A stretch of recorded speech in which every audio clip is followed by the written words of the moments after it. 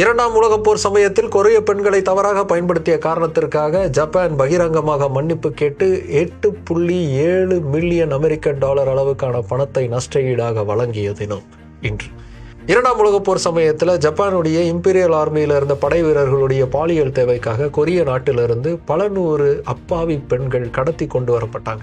அவங்க எல்லாருமே எங்கெங்கெல்லாம் இந்த ஜப்பான் இம்பீரியல் ஆர்மி கேம்ப் செய்யப்பட்டதோ அதற்கு பக்கத்திலேயே தங்க வைக்கப்பட்டு வன்புணர்வு செய்யப்பட்டாங்க.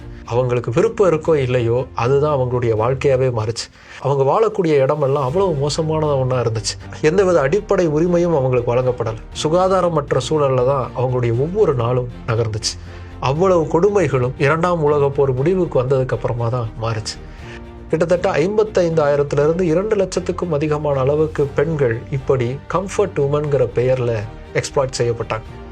அந்த பெண்களில் அதிகமான எண்ணிக்கையில் இருந்தது கொரிய நாட்டு பெண்கள் தான்.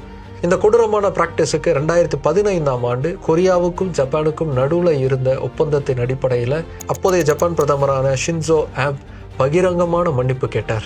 அது மட்டும் இல்லாமல் 1 பில்லியன் ஜப்பான் நாட்டு பணத்தையும் அவங்களுக்கு நஷ்ட ஈடா வழங்குறதுக்கு உத்தரவிட்டார். அந்த பணத்தை கொண்டு கொரியாவில் பாதிக்கப்பட்டிருந்த அந்த பெண்களுடைய வம்சாவளியினருக்கு நேரடியாக நஷ்ட ஈடுங்கிறத கொரிய அரசு தந்தாங்க. போர் என்பது எவ்வளவு குரூரமானது என்பதை நன்கு உணர்ந்திருந்த ஜப்பான் மீண்டும் ஒரு முறை தன் தவறை திருத்துவதற்கு முயற்சி செய்த தினம் இன்று.